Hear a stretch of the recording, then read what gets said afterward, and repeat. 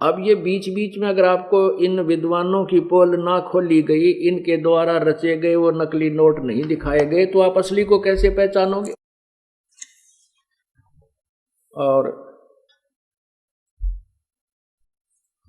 पहचान के बिना हम बच नहीं सकते इन धोखेबाजों से।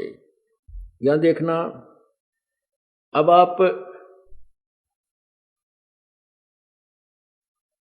आपने सुना, मन तो पावेगा अपना किया रे, भोगेगा अपना किया रे, मन तो पावेगा अपना किया रे, भोगेगा अपना किया रे। अब आपने वेद में पढ़ा कि हे परमात्मा, आप दान देने वाले के, पाप के नाश करने वाले हो। वैसे वेद के अंदर जो 4 वेद हैं, इनमें कंप्लीट स्पिरिचुअल नॉलेज नहीं है। कंप्लीट माने ये रॉन्ग भी नहीं कह सकते, इसको गलत भी नहीं कह सकते, अधूरा है।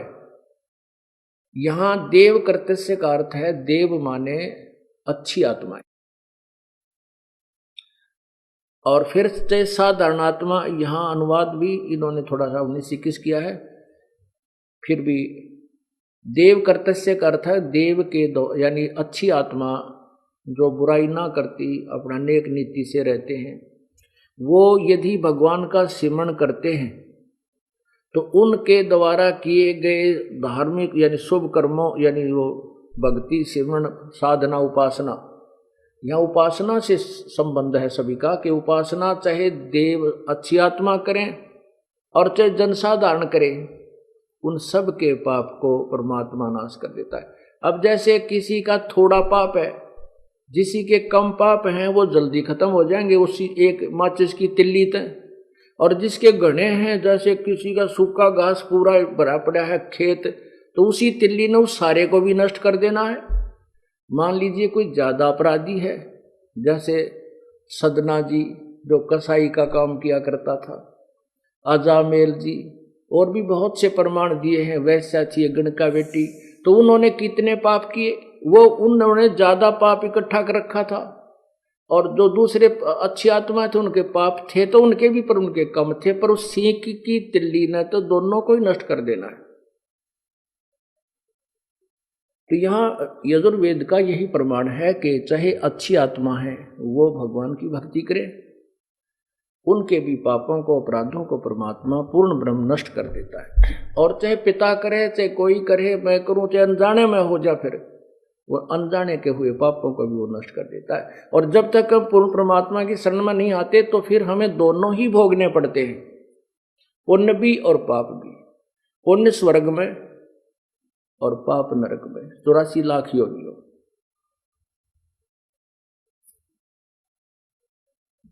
आपने पढ़ा, दुर्योधन और दुशासन को द्रौपदी चीर उतारे, दुर्योधन और दुशासन को द्रौपदी चीर उतारे, अंधे को पीन दी थी वो बढ़ गए अंत अपारे, मन तू पावेगा अपना किया रे, भोगेगा अपना किया रे। आगे फिर क्या है भाई, भीष्म पिता और द्रोणाचार्य वो कंस से बाणों मारे, भीष्म पिता और द्रोणाचार्य कर्ण से बाणों मारे, महाभारत में टटीरी के राखे वो घंटा टूट पड़ा रे, मन तू पावेगा अपना किया रे, भोगेगा अपना किया रे। पुण्यात्मा आपको अभी बताया था उदाहरण कि आपका ना जाने कौन से पुण्य, पिछले जन्म का कोई पुण्य था जिस कारण से आपको परमात्मा की प्राप्ति हो, परमात्मा का यह सच्चा मार्ग प्राप्त हुआ, आप सतलोक आश्रम में पहुंच पाए। अब जैसे हम पहले जो भी साधना किया करते थे उसको सही मानकर करते थे, क्योंकि हमें वही अच्छी लगती थी, उसने हजारों लाखों लोग कर रहे थे। और घर में जो छोटा मोटा सुख होया करता, जिसको हम सुख मानते थे, भी नौकरी लग गई, पास हो गए, लड़का हो ब्याह हो गया, लड़का हो गया, लड़की होगी, और भी छोटे मोटे जो कार्य थे, कोई मकान प्लाट मिल गया, मकान बना लिया, तो हम ये सोचा करते थे कि हम जो पूजा कर रहे हैं, हनुमान चालीसा पढ़ रहे हैं, या गीता जी का नित्य पाठ कर लेते हैं, या ज्योति लगाते हैं बाबा श्याम जी की, हमारे को श्री विष्णु जी का पूजा करते हैं, व्रत रखते हैं, इन्हीं से ये लाभ हो रहा है। अब परमात्मा के इस रोशनी से, परमात्मा के इस तत्व ज्ञान से ये रोशनी हुई कि पता चला कि जो साधना हम कर रहे थे वो तो गीता जी अध्याय नंबर 16 के मंत्र 23 के अनुसार थी, वो तो शास्त्र विधि त्याग कर हमारी मनमानी पूजाएं थी, उनसे तो कोई भी लाभ हमें हो ही नहीं रहा था, ये तो पूर्व जन्म का लाभ था। अब जैसे अभी आपने सुना है कि भीष्म पिता और द्रोणाचार्य जैसे ऐसे योद्धा, जिनके नाम से भी वहां पूरी सेना कांपा करती है कि भीष्म पितामह है और द्रोणाचार्य जिस और हो जाएंगे, जिस सेना की तरफ हो जाएंगे वो तो विजयी होंगे ही होंगे।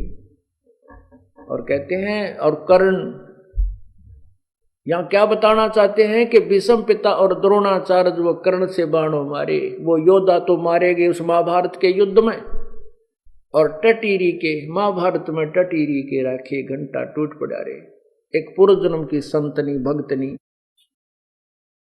टटीरी थी, टटीरी एक पक्षी होता है, उसने उसी कुरुक्षेत्र के अक्षेत्र में जहां पर यह महाभारत का युद्ध होना था, उसमें अंडों को जन्म दे दिया। और जब उसको देखा कि चारों तरफ से सेनाएं आ रही हैं, तो उसने अर्ज किया, है परमात्मा आपकी दासी के बच्चों की अंडों की रक्षा करना। कहते हैं इंद्र के हाथी का घंटाला टूट गया, वो घंटा बहुत भारी होता था, 88,000 मन का बताया, वो ऊपर से टूटकर आकर के उन अंडों के ऊपर गिर गया। अब वो इसे पाड़ने ना तो कोई उठा सके ना उठा सके, तो वहां कहते हैं पूरा महाभारत 18 करोड़ सेना कट के मर गई, अग्निबाण छूटे और पर्वतों को भी, आसपास के पहाड़ों को भी राख बना डाला, लेकिन उस टटीरी भगतनी के अंडों को कोई आंच परमात्मा नहीं आने दी, चाहे कुछ भी निमित्त बनाया। तो पुण्यात्माओं जो वो तो कोई भी साधना नहीं करती थी, वो ना हनुमान चालीसा करती थी, ना साला सरजाया करती, वो ना कोई बाबा श्याम जी ने पूजा करती, श्याम जी का जन्म भी ना हुआ था जब तक, यानी ये पूजा के योग नहीं हुए थे। तो कहने का भाव ये है कि यहाँ यही बताना चाहते हैं कि पूर्ण परमात्मा की भक्ति से ही जीव को लाभ होगा। और फिर क्या बताते हैं भाई, दुर्योधन और दुशासन को द्रौपदी चीर उतारे, अंधे को पीन गई थी वो बढ़ गए अंत अपारे, मन तू पावेगा अपना किया रे, भोगेगा अपना किया रे। देते को हर देत है जहां तहां से आन, और नहीं दिया वो मांगते फिरना, फिर प्रभु सुने नहीं कान। आज आप देख रहे हो एक मनुष्य है जो कूड़ा करकट कागज चुग चुग कर अपना गुजारा कर रहा है, वो भी इंसान है, वो भी मानव शरीर है उनका। दास ने देखा, एक बार हम पुस्तक छपवाने के लिए चांदनी चौक नई दिल्ली में गए थे, नीचे प्रिंटिंग प्रेस लगी है, ऊपर कमरा किराए पर दे रखा उसने, उस कमरे को 3 पोर्शन बना रखे मजदूरों ने, जैसे ट्रेन के अंदर डिब्बे में कंपार्टमेंट में सीट होती हैं नीचे और ऊपर, ऐसे उन्होंने उस बना रखी, और उस पर 4-4, 5-5 तड़े, 4-5 ऊपर, 4-5 तीसरे पर, ऐसे टाइम पास कर रहे हैं। वो भी इंसान है, और एक ऐसे मानव है जो 3 कोठियों का ब्यौरा, ना 4 कोठियों का, एक कोठी में 6 कमरों का पता, ना ऊपर नीचे। तो ये सब पिछले जन्म का किया हुआ पुण्य है। और जब हम विधिवत साधना करते हैं, पूर्ण परमात्मा की शरण में मिल जाती है, तो हमें इस जन्म में भी अगर कोई हमें आवश्यकता है, इस जन्म का किया हुआ भी हमारा पूर्व का नहीं है, तो इस जन्म में किए हुए पुण्य का भी वो परमात्मा हमें फल देना प्रारंभ कर देता है। अब जैसे आपने द्रौपदी के चीर बढ़ने की कथाएं सुनी होगी, लेकिन कारण का नहीं पता था हमें आज तक। केवल इतना जरूर सुना करते वे द्रौपदी का चीर बढ़ा दिया, भगवान श्री कृष्ण ने बढ़ा दिया। अब पहले तो ये सोचना है कि श्री कृष्ण चीर बढ़ा ही नहीं सकता। अब श्री कृष्ण जी की स्थिति से हम परिचित हो गए हैं। जैसा कि आपने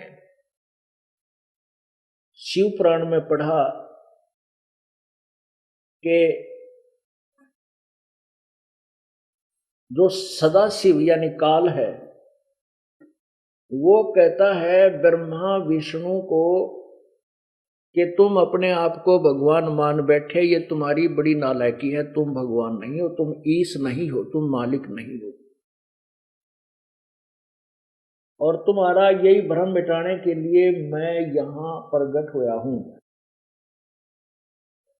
एक बार ब्रह्मा और विष्णु का इस बात पर झगड़ा हो जाता है।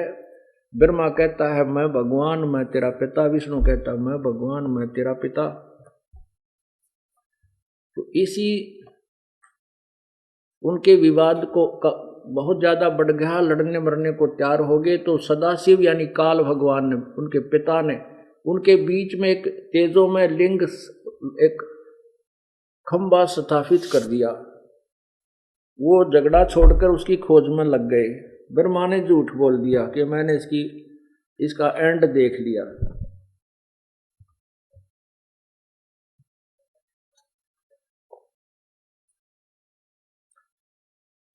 तो उसका एक सिर काट दिया। 5 सिर थे ब्रह्मा जी के।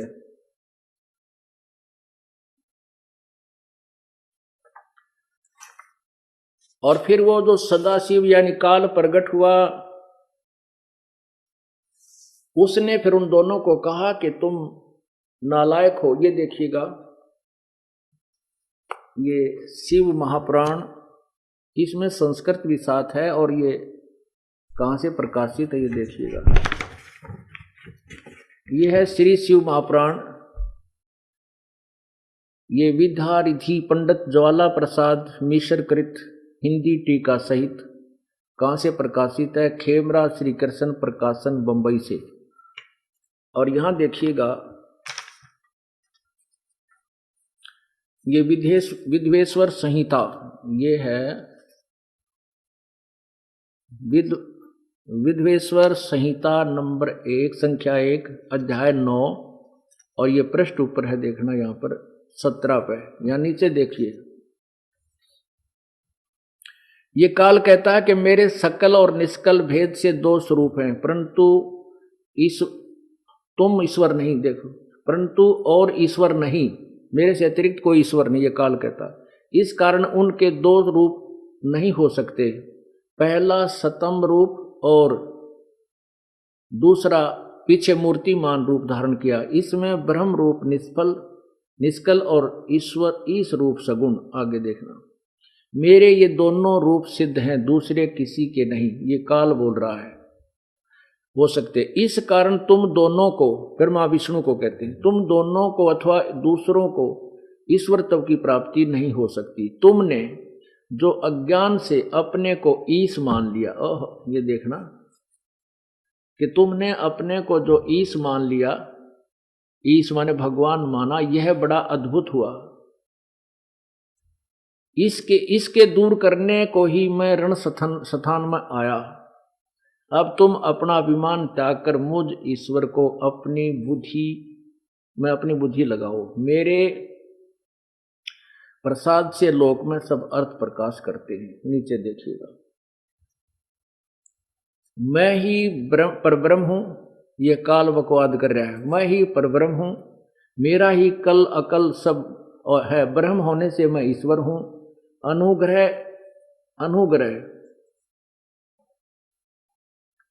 आदि अधिक ही मेरा कर्तव्य है। सर्वव्यापी होने से जगत के वर्धक होने से मैं ब्रह्मा हूँ। हे ब्रह्म केशव समतव और व्यापक होने से मैं आत्मा हूँ। यहाँ देखो नीचे, मैं सबका ईश्वर हूँ, यह मेरा, आगे देखना इधर, मेरे सिवा किसी दूसरे का नहीं है। प्रथम तो ब्रह्म तत्व ज्ञान के निमित्त निष्कल ब्रह्म रूप प्रारब्ध हुआ। ये देखो, ये प्रश्न नंबर 18 पे क्या कहा है? पुत्रो, ब्रह्मा विष्णु महेश को नीचे देखो। हे पुत्रो, यह कर्त यानी ब्रह्मा को उत्पत्ति, विष्णु को पालन, यह कर्त आपने तप से प्राप्त किया है, जो कि सृष्टि की उत्पत्ति और पालन कहा है। जो सो मैंने प्रसन्न होकर तुम्हें दिया है। इसी प्रकार से दूसरे दो कर्त रुद्र और महेश, यानी बोलने वाला इन ब्रह्मा विष्णु महेश से कोई दूसरा है, फोर्थ है, चौथा है, महेश को प्रदान किए हैं। परंतु अनुग्रह कर्तव्य कोई भी पाने को समर्थ नहीं है। अनुग्रह, अब देखो, जो दास सिद्ध करना चाहता है कि हम मानते रहे हैं कि विष्णु जी ने, कृष्ण जी ने द्रौपदी का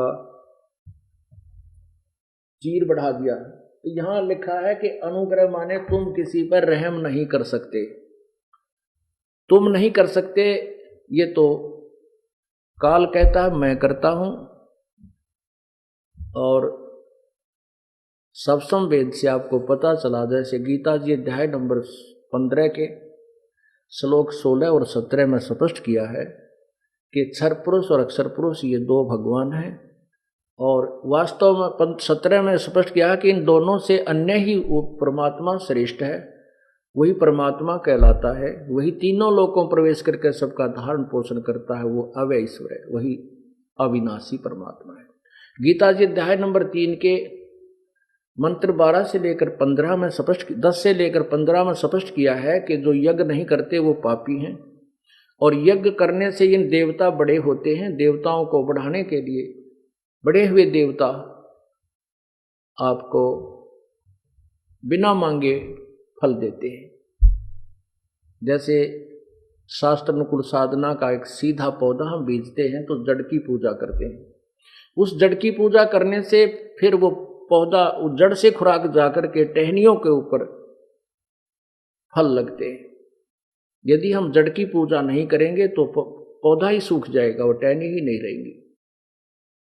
गीता जी अध्याय नंबर 3 के 14-15 में लिखा है कि सभी प्राणी अन्न से उत्पन्न होते हैं, अन्न वर्षा से होता है, वर्षा यज्ञ से होती है, और यज्ञ शुभ कर्म से होते हैं। कर्म लगाए ब्रह्म ने, ब्रह्म की उत्पत्ति हुई अविनाशी परमात्मा से, और वो अविनाशी, वो परम अक्षर ब्रह्म ही, पूर्ण परमात्मा ही सभी यज्ञों में प्रतिष्ठित है। वही पूजा, उसी को पूर्ण परमात्मा को ही की पूजा करने से सभी यज्ञ सफल होती हैं। कोई भी चीज हम दान करते हैं, दान यज्ञ, धर्म यज्ञ, ज्ञान यज्ञ, दान यज्ञ, जो भी हम या साधना करते हैं, उसी परमात्मा के निमित्त करने से वही हमें फल देता है।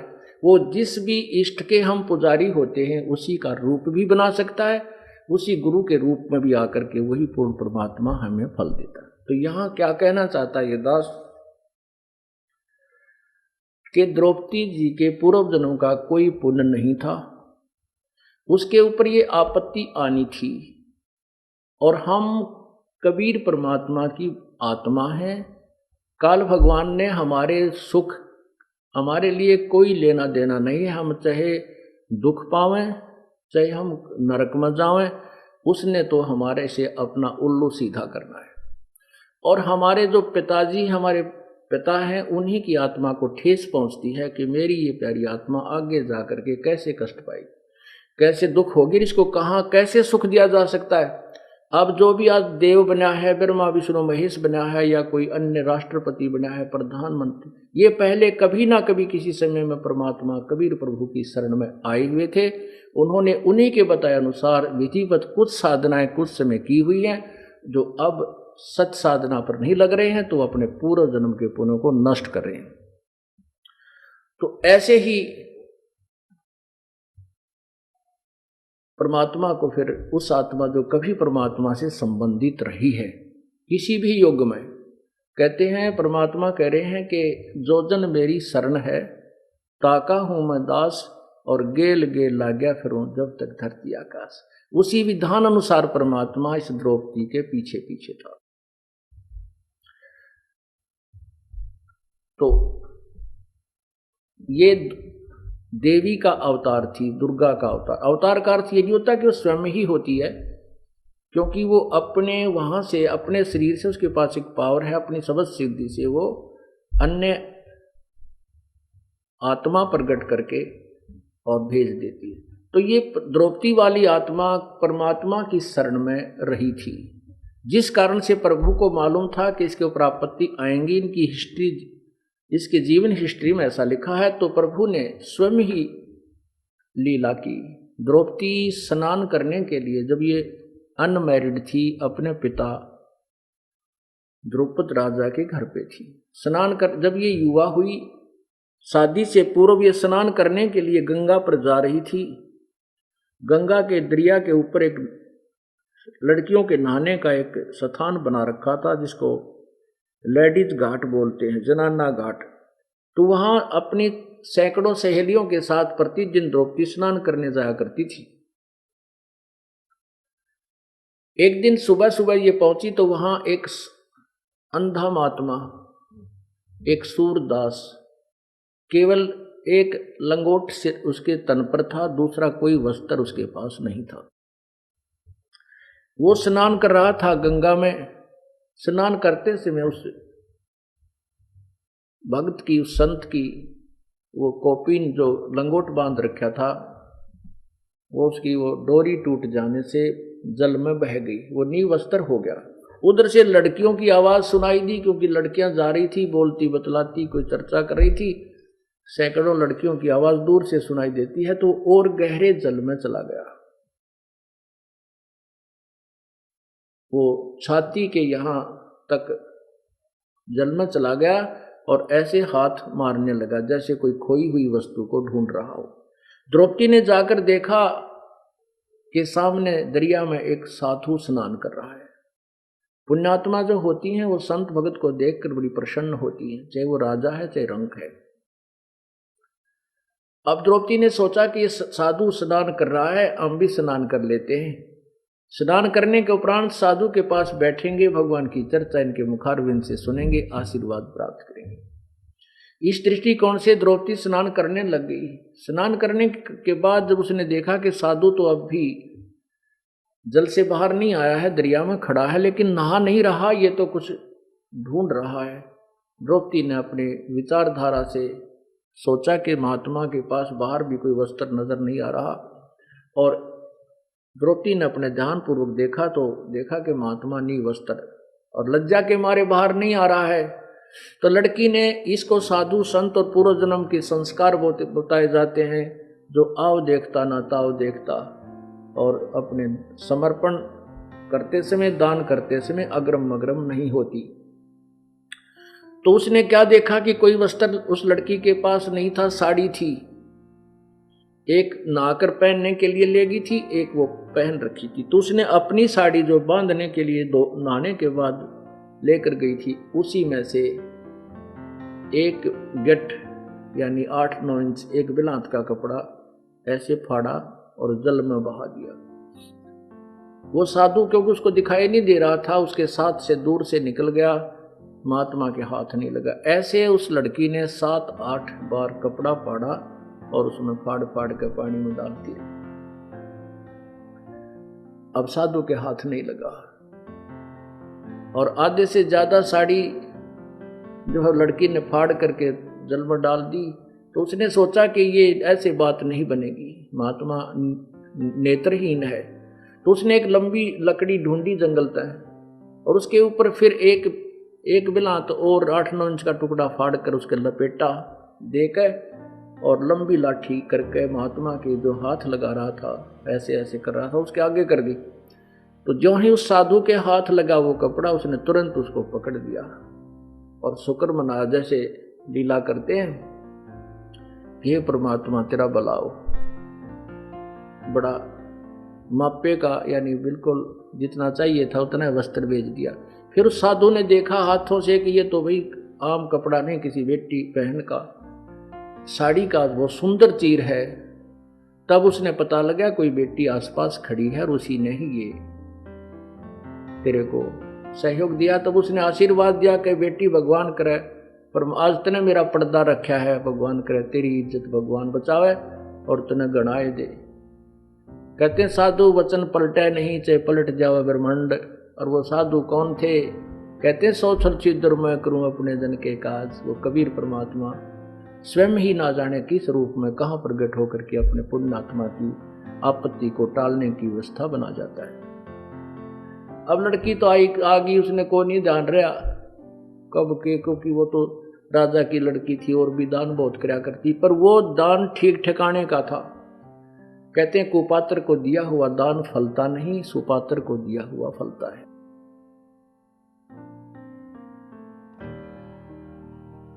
तो वो फिर क्या होता जब लड़की का ब्याह, द्रौपदी का विवाह हो गया और फिर जुए में वो 5 पांडव द्रौपदी को भी हार जाते हैं। उस समय दुशासन और दुर्योधन दोनों ही कुपित होकर के द्रौपदी को भरी सभा में नंगा करने की चेष्टा करते हैं। और वहां पर भीष्म पितामह, द्रोणाचार्य, कर्ण जैसे विद्वान भी बैठे, विदुर जी भी बैठे, 5 पांडव भी बैठे और दुर्योधन की तो सैकड़ों की सेना बैठी थी। अब द्रौपदी को पकड़कर जब लाने लगे महल से, तो बांदी ने कहा कि द्रौपदी आपको जुए में हार चुके हैं पांडव, और आज दुर्योधन तुझे नंगा करेगा सभा में। और वहां भीष्म पितामह, द्रोणाचार्य, कर्ण जी और सब बैठे हैं, तेरी बेइज्जती करेंगे। द्रौपदी ने कहा कि बावली ऐसे कभी हो सकता है जहां भीष्म पितामह जैसे महापुरुष बैठे, ऐसा आज तक कहीं हुआ है? ऐसा सभा में ऐसा हुआ हो? है क्यों झूठ बोलती है? चुप रहे। इतने में दुशासन चला गया और उसके केस पकड़ के, बाढ़ जो खुले छोड़ रखे वो पकड़ के केस और बाहर घसीट के ले आया। सभा में देखा कि 5 पांडव बैठे हैं और द्रौपदी ने उनकी तरफ याचना करनी चाहिए रक्षा के लिए, लेकिन 5 ने नीची गर्दन कर ली, क्योंकि वो हार चुके थे, बंध चुके थे जुबान से, मर्यादा से। फिर उसने भीष्म पितामह, द्रोणाचार्य और कर्ण से पुकार की कि मेरी रक्षा करो। उन तीनों ने भी कुछ भी जवाब नहीं दिया। विदुर खड़ा हुआ। विदुर ने कहा, अरे नालायकों, क्या कर रहे हो तुम? अपनी इज्जत आप ही उतार रहे हो, पांडव और कौरवों की इज्जत में कोई तुम अंतर समझते हो? कहते हैं दुशासन ने अपने चाचा विदुर को थप्पड़ मारा और वो वहां से निकल गया।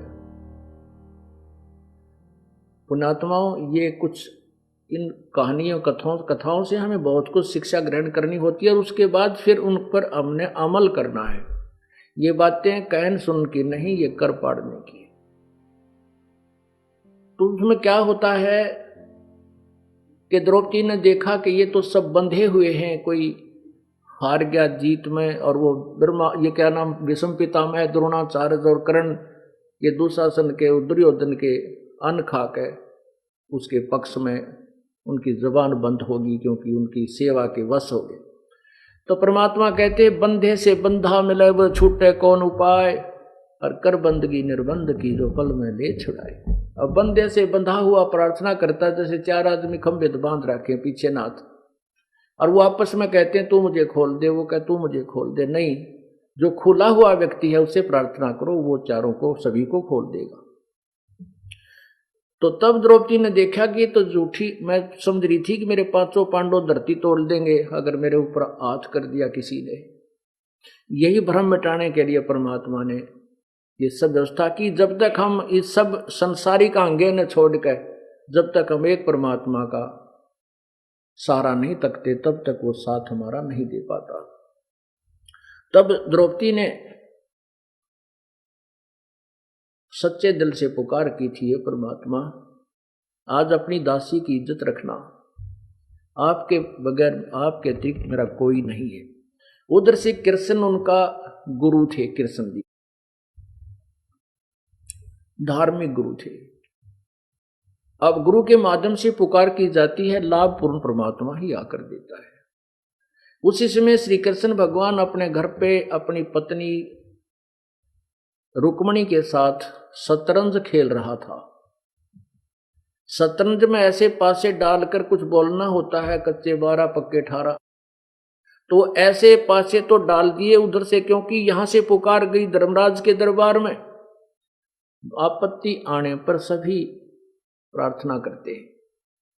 हर इंसान भगवान को से प्रार्थना करता है, रोता है, तो उसकी पुकार जाती है दरबार में, धर्मराज के दरबार में, और वहां आपकी वो फाइल खुल जाती है कंप्यूटर की तरह। जैसे वहां पर देखा जाता है इसका कोई पुण्य है तो उसके प्रतिफल में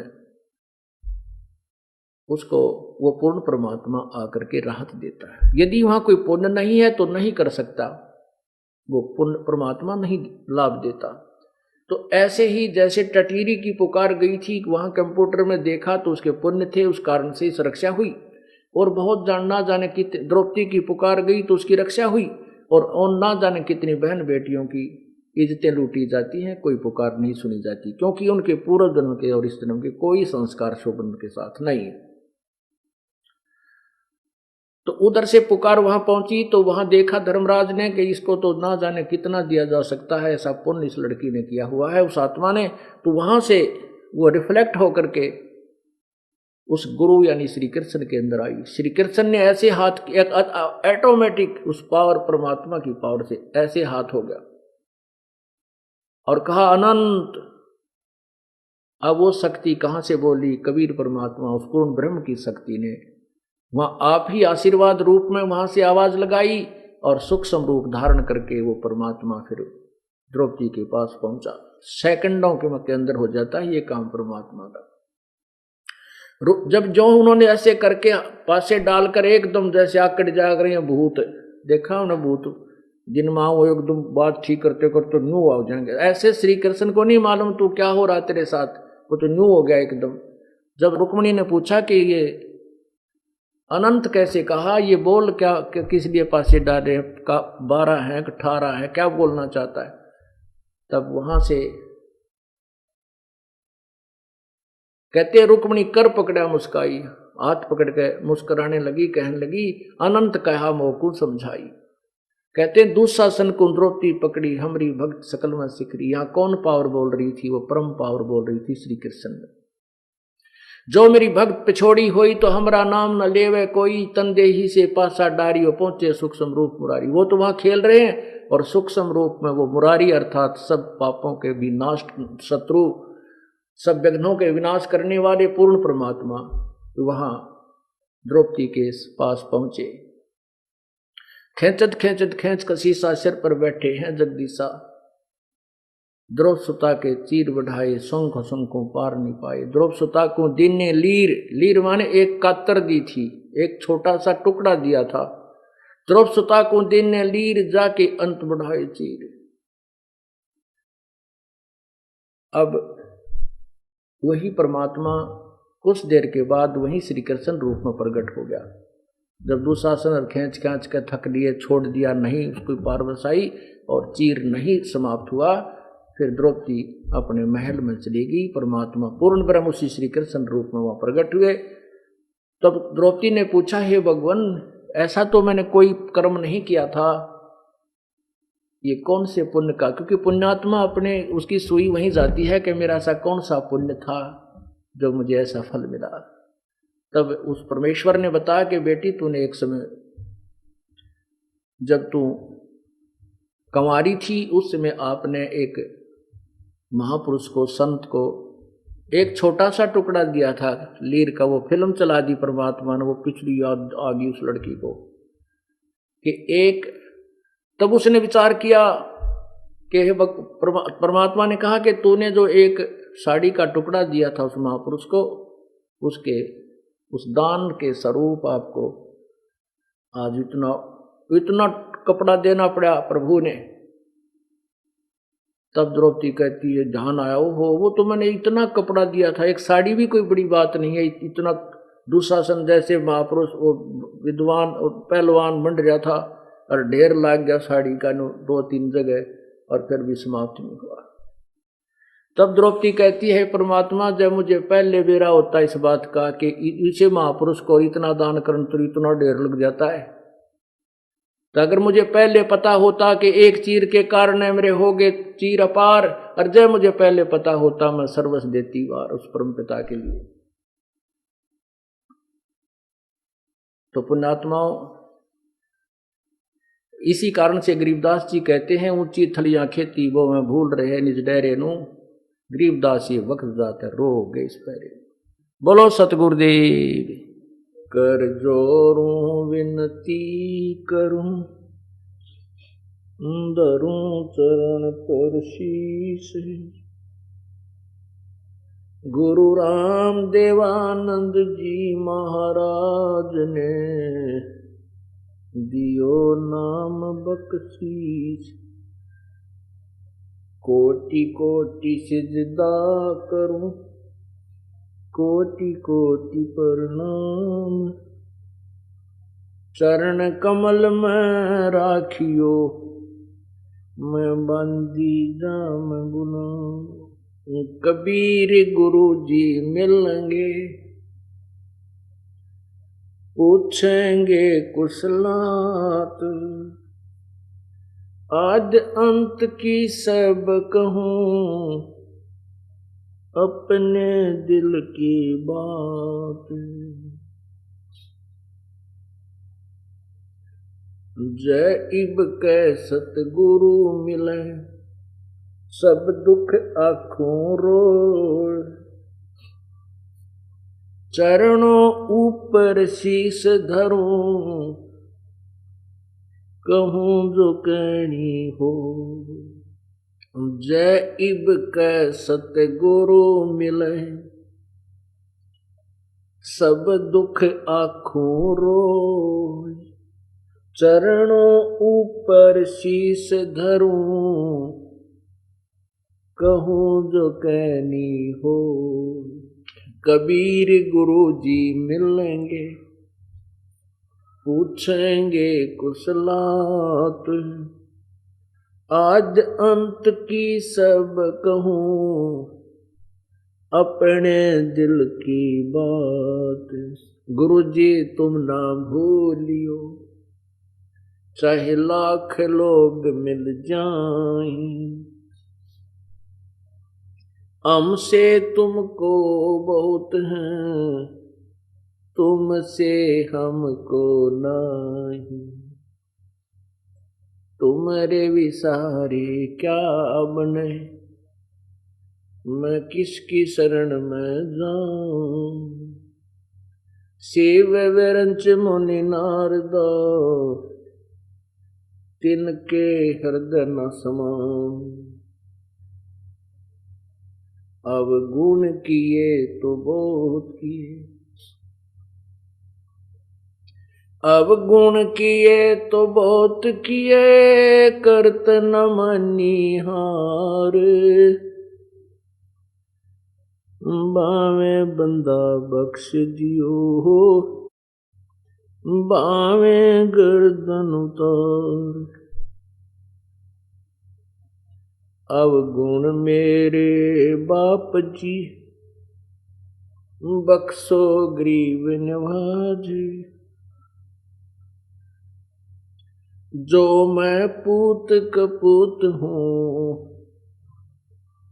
बोर पिता को नाज। मैं अपराधी जन्म का, नक्सक भरे विकार। तुम दाता दुख भंजना, मेरी करो संभार। कुत्ता तेरे दरबार का, मोतिया मेरा नाम। गले प्रेम की रस्सी,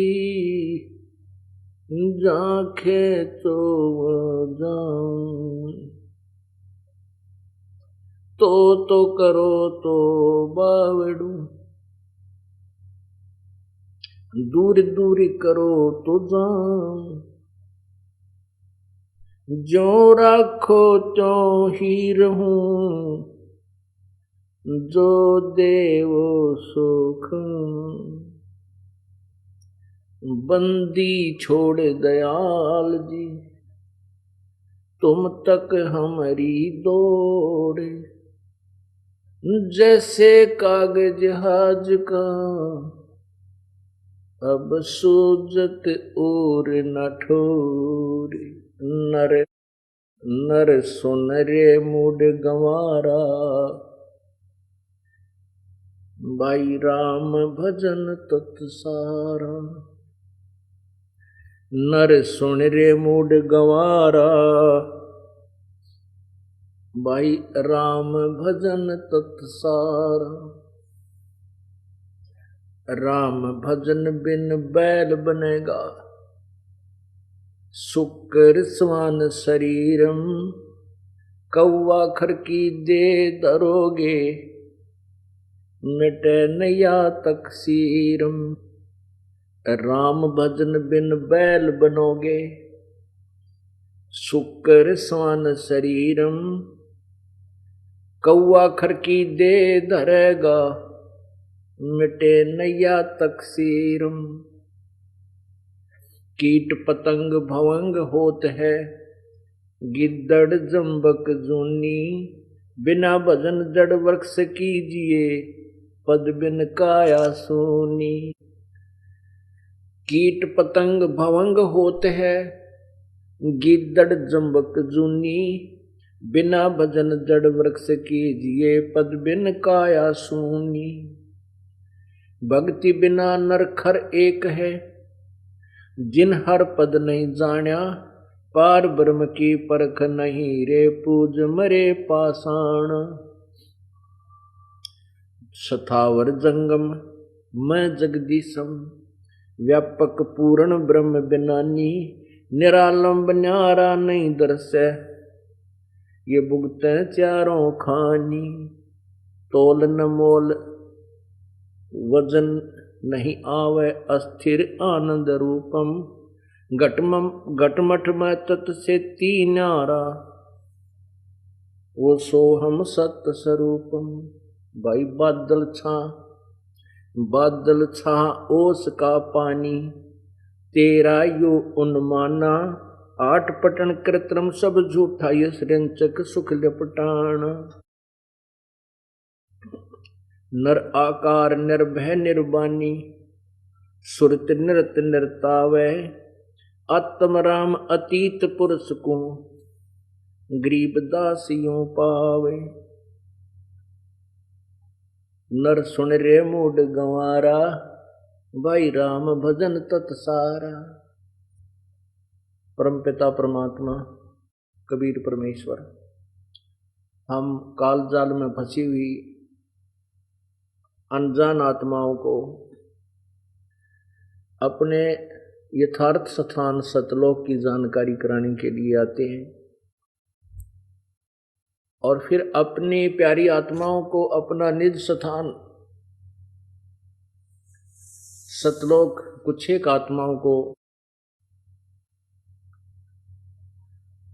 दिखाते हैं, फिर उनको वापस संसार में छोड़ देते हैं, ताकि वो आने वाले भक्ति युग में, भक्ति समय में, अब ये भक्ति समय चल रहा है, इसके लिए परमात्मा अपने गवाह बनाकर छोड़ गए थे, जिनमें से आदरणीय धर्मदास साहिब जी, आदरणीय मलुकदास साहिब जी, आदरणीय दादू साहिब जी, आदरणीय नानक साहिब जी, आदरणीय घीसा साहिब जी, आदरणीय गरीबदास साहिब जी।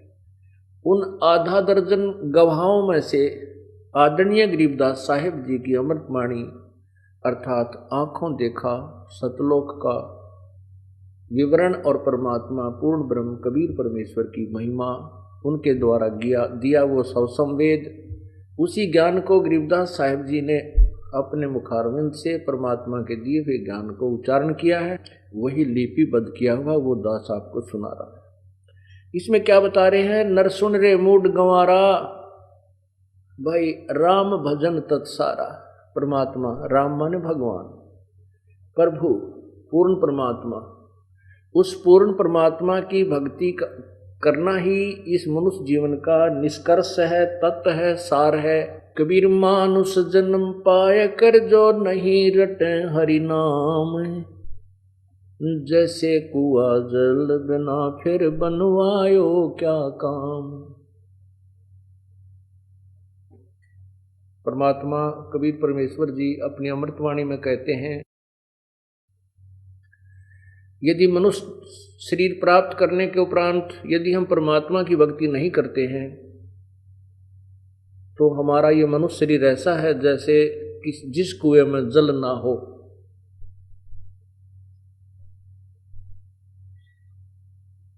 जिस कुएं में जल ना हो उसका नाम कुआं अवश्य है, लेकिन गुण कुएं के नहीं है। ठीक इसी प्रकार मनुष्य जीवन प्राप्त करके जो प्राणी परमात्मा की भक्ति नहीं करता है वो उस जल रहित कूप के तुल्य है, अर्थात यूजलेस है, उसका कोई लाभ नहीं है। उसी के विषय में कबीर परमेश्वर जी बता रहे हैं, गरीबदास जी महाराज उन्हीं के अमृतवाणी के ज्ञान को हमें सुना रहे हैं। नर सुन रे मूड गंवारा, भाई राम भजन तत्सारा। यदि आप परमात्मा की भक्ति नहीं करते हो तो क्या बनेगा? राम भजन बिन बैल बनेगा, ये सुकर स्वान शरीरम। भाई कौआ खर की दे धरेगा, मिटे नया तकसीरम। पुण्यात्माओं, मनुष्य जीवन प्राप्त प्राणी ये समझ बैठता है कि मैं ऐसे ही सदा मनुष्य बना रहूंगा, और कुछ अधूरे ज्ञान युक्त संत जन भी ऐसा भ्रमित ज्ञान देते हैं। कहते हैं कि जो मनुष्य हैं वो तो मनुष्य ही रहेंगे और जो अन्य प्राणी हैं वो अन्य प्राणियों का ही जीवन भोगते रहेंगे, फिर भगवान की भक्ति की आवश्यकता ही नहीं है। यदि ऐसा ही है कि मनुष्य मनुष्य ही रहेंगे और गधे गधे ही बने रहेंगे तो फिर भक्ति की कोई आवश्यकता ही नहीं महसूस नहीं होती। लेकिन ऐसा नहीं है। अपने संस्कार के अनुसार प्राणी मनुष्य शरीर प्राप्त करके उसके उपरांत अन्य योनियों को भी भोगता है। कब तक भोगता है? जब तक उसको पूर्ण संत पूर्ण परमात्मा की भक्ति प्राप्त नहीं होती। जैसा आज दिन के समय आपने सत्संग में सुना था कि मन तू पावेगा अपना किया रे और भोगेगा अपना किया रे। जब तक हम पूर्ण परमात्मा की भक्ति पूर्ण संत के द्वारा नहीं प्राप्त करते हैं तब तक तो ये रूल है, ये नियम है, ये संविधान है कि जैसे कर्म प्राणी करेगा वो दोनों ही भोगने होते हैं। हम ब्रह्मा जी विष्णु जी शिव जी की पूजा करते हैं तो भी हमें वो दोनों ही कर्म भोगने पड़ेंगे, और हम ब्रह्म और परब्रह्म यानी अक्षर पुरुष की भी भक्ति करते हैं तो भी दोनों ही कर्म भोगने पड़ेंगे, पुण्य भी और पाप भी। लेकिन हम पूर्ण परमात्मा सत्य पुरुष कबीर देव की, कबीर प्रभु की, कबीर परमेश्वर की भक्ति करेंगे पूर्ण संत से प्राप्त करके। वैसे नहीं केवल कबीर पंथी बने हुए हैं और उनको ज्ञान कबीर साहब का है नहीं, ना उनके पास वो वे ऑफ वर्शिप, वो पूजा का मार्ग नहीं है जो कबीर साहब का है, इसलिए वो कबीर पंथी कहलाते हैं, लेकिन वो कबीर पंथी हैं नहीं। कबीर पंथी माने जो कबीर जी ने मार्गदर्शन किया है, हम उस रास्ते चल रहे हैं तो हम उसके मार्ग पर चलने वाले हैं, हम कबीर पंथी हैं। यदि हम कबीर साहब के बताए मार्ग के विपरीत जा रहे हैं तो हम बेशक कबीर पंथी कहें, हम कबीर पंथी नहीं हैं।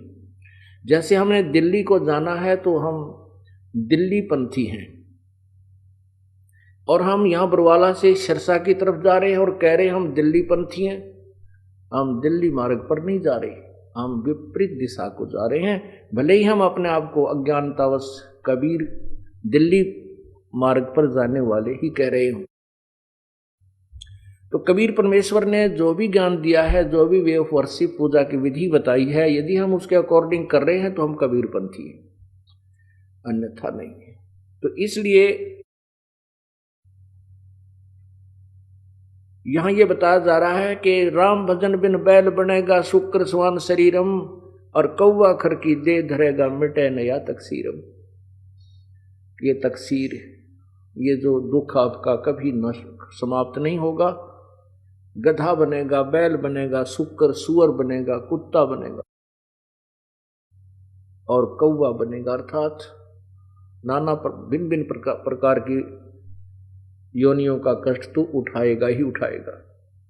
कीट और कबीर परमेश्वर की चरणों में आने के बाद फिर ये संकट हमारे सब मिट जाएंगे। जैसे सतगुरु के उपदेश का भाई लाया एक विचार, जय सतगुरु मिलते नहीं जाते नरक दुआर।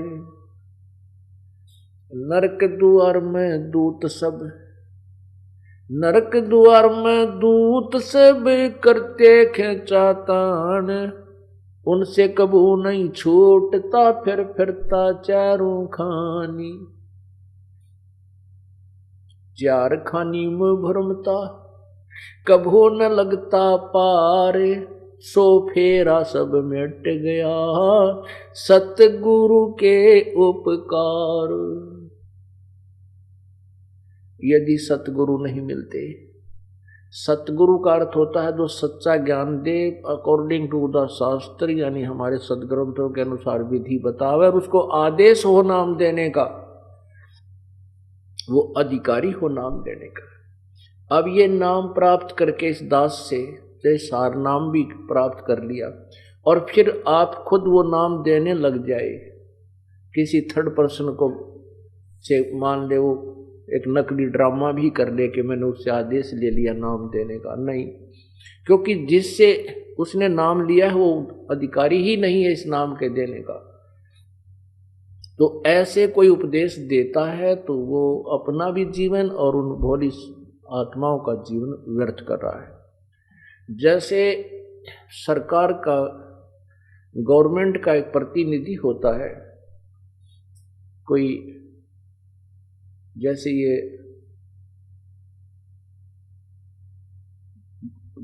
एसएस बोर्ड बनाया हुआ है, तो उसमें जो चेयरमैन होता है वो अपॉइंटमेंट लेटर पर साइन कर देता है, तो उस बच्चे की नौकरी पक्की हो जाती है सरकार में। और उस अपॉइंटमेंट लेटर में 5-4 पंक्तियां होती हैं, लाइन होती है, उसमें लिखा होता है कि you are hereby appointed for the post of such and such, your salary will be such and such, these will be term and condition. वो नीचे साइन कर देता है चेयरमैन, तो उस लड़के को वो नौकरी प्राप्त होगी, सारी सुविधा सरकार देगी। यदि उन्हीं 5-4 पंक्तियों को कोई भी टाइप करवा कर एनीबॉडी दस्तक कर दे तो किसी को वो लाभ नहीं मिल सकता जो उस अधिकारी के द्वारा, गवर्नमेंट द्वारा नॉमिनेटेड, गवर्नमेंट द्वारा अपॉइंटेड वो चेयरमैन के साइन से जो लाभ मिला, अन्य व्यक्ति के साइन करने से, दस्तक करने से, हस्ताक्षर करने से कोई लाभ नहीं मिलता। ऐसे ही अधिकारी के बिना, ये उपदेश लिए बिना वो कोई लाभ नहीं करेगा, क्योंकि काल तो अपने दूत बीच में फंसाएगा एक आधा, उसको तो आग लगी हुई है, काल को तो ये चिंता बन गई है कि तो तेरा बाग उजड़ेगा।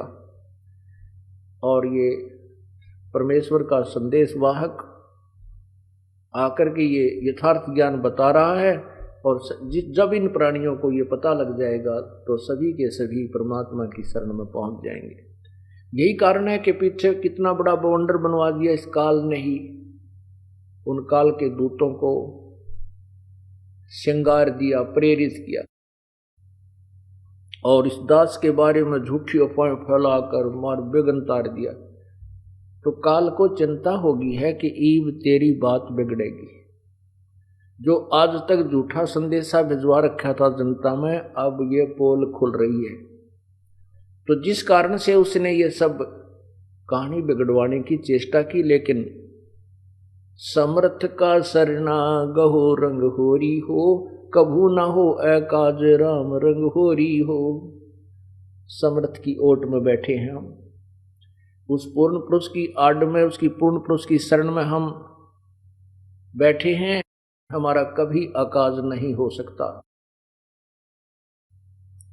तो इसी प्रकार काल अपने दूत इसी संगत में एक दो तो हो चुके हैं, लेकिन उनकी दाल नहीं गल पाएगी। जनता बहुत सियानी बना दी हमने, अपने श्रद्धालुओं को तोते की तरह रटा दिया है ये ज्ञान। अब उन दुष्ट आत्माओं से औरों को भी बचाएंगे और आप भी दूर रहेंगे। उसके लिए परमात्मा कहते हैं संगत माही कुसंगत उपजय, जैसे वन में बांस आपा घिस घिस आग लगा दे, करे बनखंड का भी नाश। संगत माही कुसंगत उपजय, संगत में कुसंगत, जैसे वन के अंदर, वन में बांस होता है, बांस बम्बू, और वो लंबा बहुत हो जाता है, और उसी वन में बड़े सुंदर फलदार वृक्ष भी होते हैं, चंदन के पेड़ भी होते हैं, बाग बगीचे भी होते हैं, अंगूरों की बेल भी होती है, आम भी होते हैं, सेब संतरे भी होते हैं। लेकिन वो संगत माहे कुसंगत उपजय, वो बांस रूपी कुसंगत उपजा, वो हवा तेज चलती है तो बांस आपस में ऐसे हिल हिल कर और वो अग्नि लगा देते हैं, पूरे जंगल को भस्म कर डालते हैं। आप तो जलते ही हैं और पूरे जंगल को ही नष्ट कर देते हैं। दावा नल भड़क जाती है, वो सारे जंगल को नष्ट कर देती है। इसी प्रकार संगत के अंदर से ही कुछ एक दुष्ट आत्माएं, हो सकता है ये नाम आप भी देने लग जाएं, वो पाप के भागी और अपने सिर पे भार रखेंगे। उसके लिए बता रहे हैं कि संगत माए कुसंगत उपजा, जैसे वन में बांस और आपा घिस घिस आग लगा दे, करे बनखंड का भी नाश। तो वो काल के दूत होंगे जो ऐसी नई चाल चलेंगे, वो चलते ही रहेंगे। लेकिन अब तो समय आ गया है, परमात्मा का ज्ञान पूरे विश्व में फैलेगा। तो जब तक हम पूर्ण परमात्मा की शरण में नहीं आते, तब तक तो हमें प्रत्येक जूनी भोगनी पड़ती है। उसके लिए कहा कि सतगुरु के उपदेश का, यानी पूर्ण तत्वदर्शी संत, पूर्ण संत की शरण में आकर उसे नाम लेने के उपरांत अब विचार किया कि जय सतगुरु मिलते नहीं। सतगुरु के उपदेश का लाया एक विचार, जय सतगुरु मिलते नहीं तो जाते नरक द्वार। ओए होए, नरक द्वार में दूत सब करते खेचा तान, उनसे कभू न छूटता फिर फिरता चारों खान।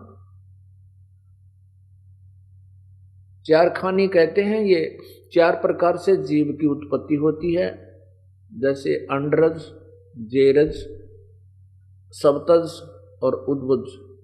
ऐसे ये चार प्रकार से जीव उत्पन्न होते हैं। जैसे अंडे से उत्पन्न होने वालों को अंडज, जेर में उत्पन्न होने वालों को जेरज, जैसे मनुष्य है, पशु हैं, ये जेर में उत्पन्न होते हैं। ऐसे इनकी चार वैरायटी बनाई है। तो इन चार वैरायटी से 84 लाख योनियां बन जाती हैं, जीवों की जो है ये शरीर बनते हैं। परमात्मा हमें आप ही बताते हैं कि तुम्हारे साथ या बनती जय सतगुरु ना मिलते थे। जय सतगुरु मिलते नहीं,